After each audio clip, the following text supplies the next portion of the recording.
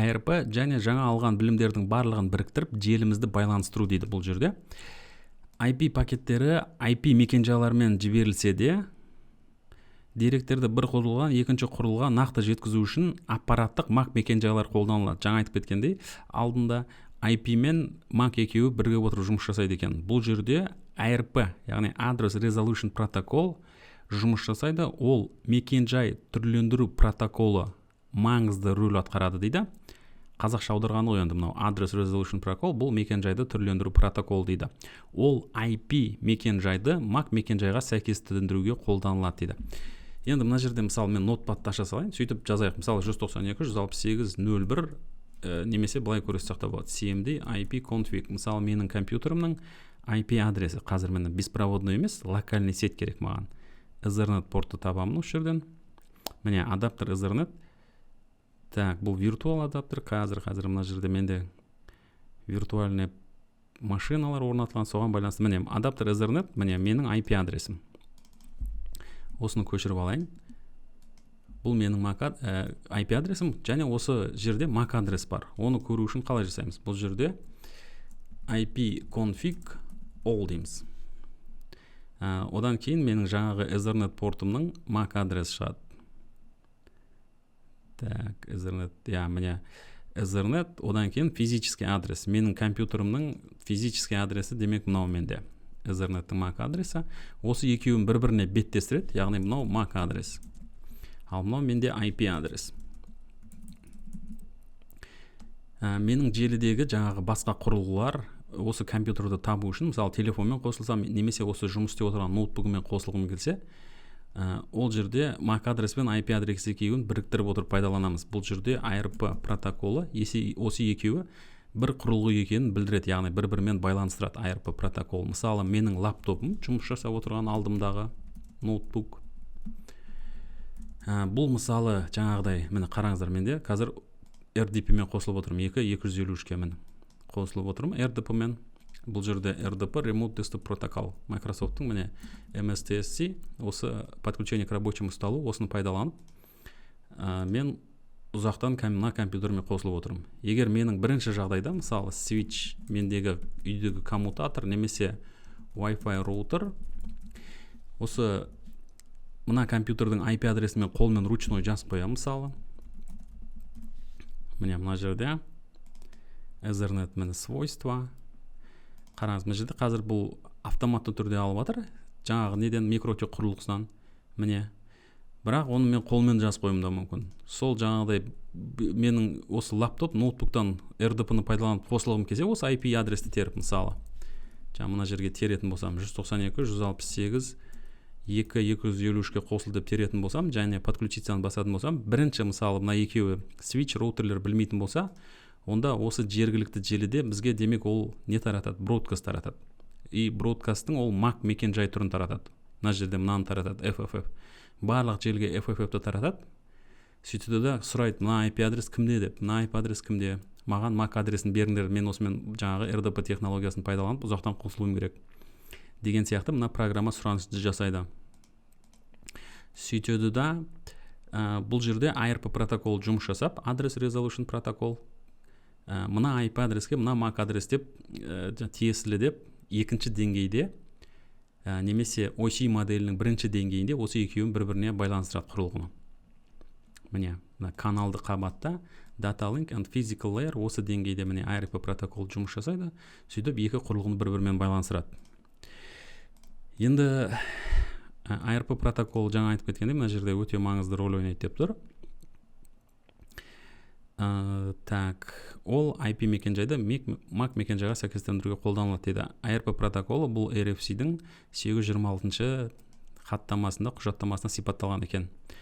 Әр желі құрылғысы, барлық құрылғы ARP кестесін кешті өзіне ие сақтайды дейді. Мысалы менің компьютеріма келіп ARP -A дейтін болсам, міне мына жерде MAC адрес пен IP адресті бір-біріне байланыстыратын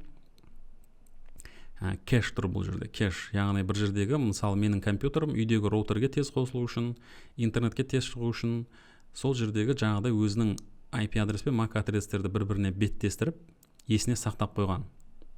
осындай кэшті жанында сақтайды жатты. Бұл кесте желіде белсенді түрде қолданылып жатқан IP мен MAC адрестерді сәйкестендіріп сақтайды. Кесте әдетте автоматты түрде, яғни динамикалық құрылады, бірақ желі қауіпсіздігін арттыру үшін оны толық немесе ішінара статикалық етуге болады деп жазған екен. Мына жерде бір ескерту жазып кетті. ARP кішкене ескі технология болып саналуы мүмкін, себебі IPv6 протоколында мүлдем ARP-ны қолданбайды дейді. Ол жерде IPv версияда Neighbor Discovery протокол пайдаланады дейді. Алайда шынын айту керек, бүгінгі таңда көптеген офистарда және үйлерде IPv6 технологиясы әлі қолданылмайды. Барлығының қолданатыны әзірге IPv4 екені түсінікті.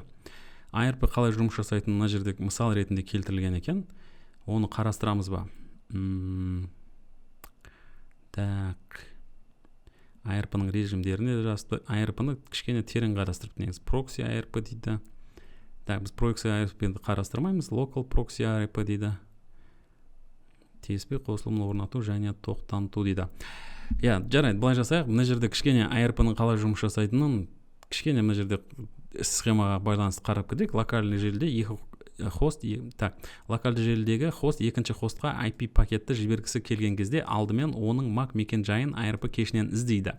Егер MAC мекен-жай табылмаса, мына жердегідей кеште табылмаған жағдайда ARP сұранысы жіберіледі. Бұл сұраныс барлық құрылғыларға бродкаст арқылы таратылады. Онда былай делінеді: кімде 192.168.123 деген IP мекен-жай бар, соның MAC мекен-жайын маған жібер дейді. Белгіленген IP-ге ие құрылғы өзінің MAC мекен-жайын көрсетіп, ARP жауабын қайтарады, ARP reply. Осылайша жіберуші құрылғы енді MAC мекен-жайды біліп, Ethernet кадрын жібере алады. Екінші деңгейде кабель мен Wi-Fi мен бір-бірінің арасында байланыс жасайды. ARP әрекетінің қысқаша қадамдары келтірілген екен. Так, мына жерде мысалы host A, оның IP адресі 10.165.10.255 деген IP-шникте тұр. Сөйтеді да бұл міне мына жерде бір роутер, мына жерде ортада бір роутер тұр дейік мысалы. Енді мынаның бәрі роутер болуы мүмкін, маңызды емес, главный. Ең бастысы бұл жерде бір құрылғылар, нод дейміз, түйіндер. Сөйтеді да бұл сұрайды: мен мына 10.165.101.217-ге пакет ақпарат фрейм жібергім келіп жатыр дейді. Оның MAC адресі қандай, соны маған айтыңдар дейді. Мынаяқтан сұрады. Ол мына жерде қараңыздар, ол бродкаст таратты. Ол келген портқа қайтарған жоқ, бірақ басқа порттарынан бродкаст таратты. Мынаған таратты, сөйтіп сұрады. Сосын мына құрылғы айтты: 101.217 бұл менің IP адресім. Міне саған жаңағы ARP жауап. Сөйтіп ARP жауап келді. Және пакет мақсатты құрылғы MAC мекен-жай арқылы жіберіледі. Енді ол кешке сақталынады мына жерде IP адрес. Сосын пакетті бір-бірімен арасында таратады. ARP IPv4 желісіндегі негізгі протоколдардың бірі, бірақ оны дұрыс бақылау мен басқару қажет. Себебі ARP spoofing сынды шабуыл түрлері осы протоколдың осалдығын пайдаланады дейді. Енді ARP spoofing деген шабуыл бар.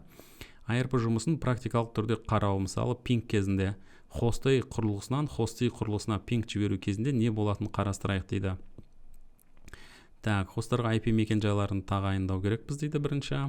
Host A, host B, одан кейін host C, бұл барлығын IP-шник беріпті. Одан кейін екеуінің арасында пинг жасайды. Wireshark'ты пайдаланып, packet sniffer жаңағыдай функциясын пайдаланып, пакеттерді ұстап алады. Сөйтеді, бұл жерде қараймыз мысалы не жазылған. Так, 10.155.11.255 бұл жерде ICP ping echo жасады. И мына жерде қараңызда төменгі жағында, жоғар жағында міне ARP request'ın болғанын көрсетіп тұр, broadcast. Кімде мына 101.217 IP-шник бар, соны мынаған айт дейді. Кәдімгідей протоколдар адамдарға ұқсас бір жағынан сөйлеседі, шынын айтқанда. Осылай компьютердің тіліне аударатын болсақ, осылай сөйлеседі негізі. Сол процесс терең қарастырылған. Сондықтан бұл жерде ақпараттарды оқысаңыз болады. Сондай-ақ ARP режимдерінің роутер OS-тағы екі нұсқасы бар екен. Бірінші әрине бұл жерде қосылып тұрады, және бұл адепкі дефолт режимі. ARP режим әрине қосылып тұру керек. Кейбір жағдайда ARP-ны өшіріп тастауы мүмкін.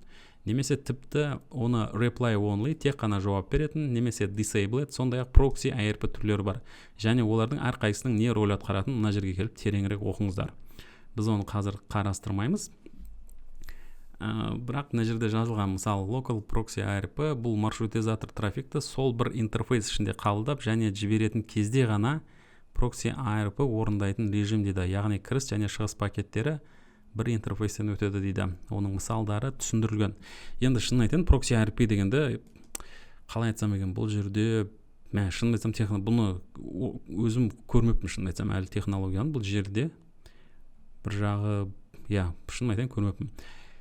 TCP қосылымы орнату 4-ші қабатта жаңа айтқандай OSI моделінің былайша айтқанда OSI моделінің 4-ші қабаты, ал TCP/IP моделінің 3-ші қабаты TCP Transmission Control Protocol бұл қосылымға бағытталған, яғни Connection Oriented Protocol.